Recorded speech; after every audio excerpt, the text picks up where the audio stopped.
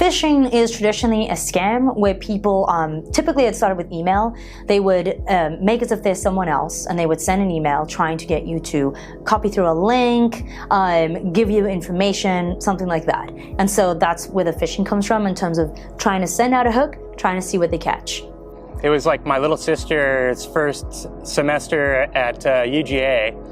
I guess it was back in the day when everybody was using the torrent websites to kind of download music. She received a letter in the mail addressed to her, and it had like a federal letterhead on the top, and it basically said it was the FTC or whoever handles like copyright for music had reached out to her, and they were you can settle this debt that you owe over the phone, or you can try to take us to court.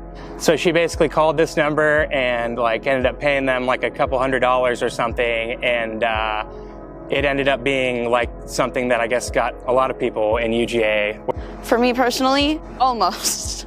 There are a few times where it's almost happened, where I would probably be going on a website and it's like, your phone is full. It needs to be cleaned and emptied. Click here.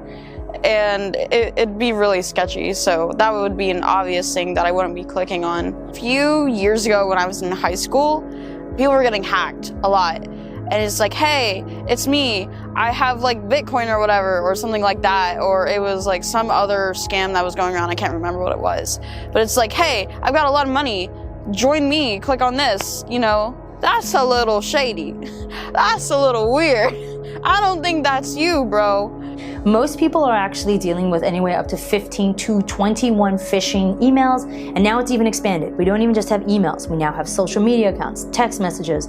Yeah, I think I get probably 5 to, probably the worst day I've had is probably 15 calls from just random numbers. I think everybody, pretty much 90% of the population can identify that they have been, if not a victim, at least been approached by some sort of phishing scam. Some people have been getting the package text message things, in terms of you get a text message saying, hey, your package is stuck in delivery, or your package is at the warehouse but we have a problem, click through this link, or reply to us to find out what's going on.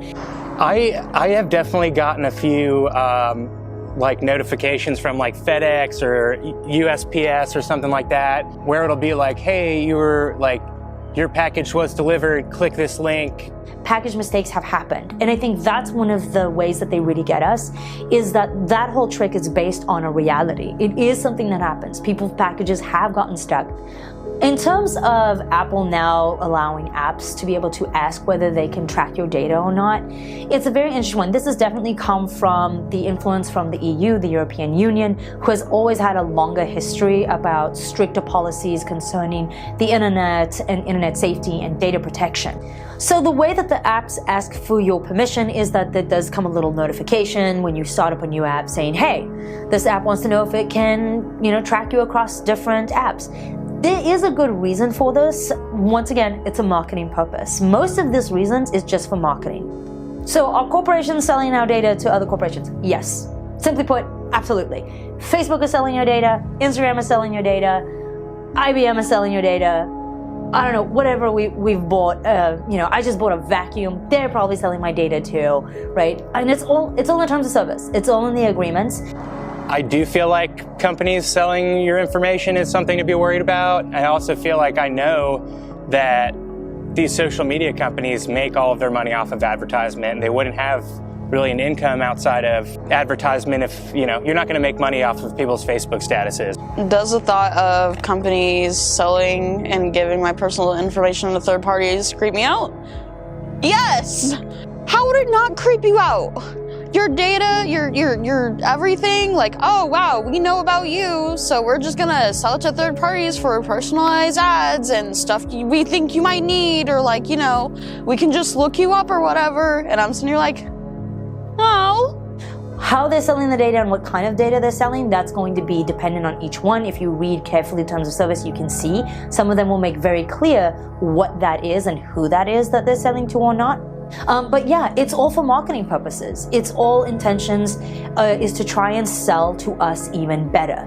Now, does that mean that it makes it easier for phishers and scammers? It doesn't necessarily make it easier for them, it just provides them with more targets, that's all. How much privacy we have with all of our technology and things like that, I'll tell you this, it's definitely a lot less than you think. If you think that you are safe, and you're private and whatnot, definitely add a certain percentage to that you are not.